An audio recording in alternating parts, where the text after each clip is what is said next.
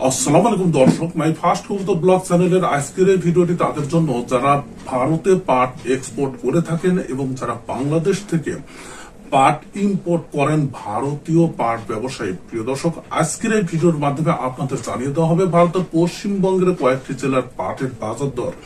সঙ্গে থাকুন, ভিডিওটি সম্পূর্ণ দেখতে থাকুন, তাহলে এই গুরুত্বপূর্ণ তথ্য আপনি জানতে পারবেন।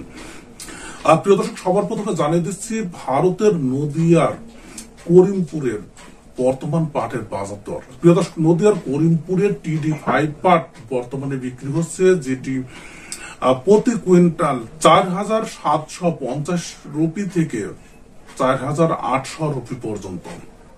প্রিয় দর্শক, এদিকে নদিয়া জেলার নদিয়ায় আজকে এই TD5 পাট প্রতি কুইন্টাল বিক্রি হচ্ছে 4,750 রুপি থেকে 4,850 রুপি পর্যন্ত।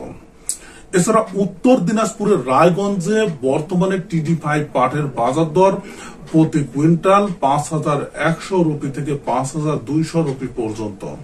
প্রিয় দর্শক, এছাড়া কাশিম বাজার, মুর্শিদাবাদের কাশিম বাজারে কিন্তু TD5 পাট বর্তমানে বিক্রি হচ্ছে 5,100 রুপি থেকে 5,200 রুপি পর্যন্ত প্রতি কুইন্টাল।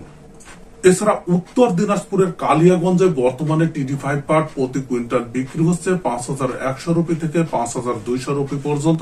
প্রিয় দর্শক, এছাড়া মেদিনীপুর জেলার ঘাটাইলে বর্তমানে পাটের বাজার দর অর্থাৎ TD5 পাটের বাজার দর 4,760 রুপি থেকে 4,880 রুপি পর্যন্ত বিক্রি হচ্ছে।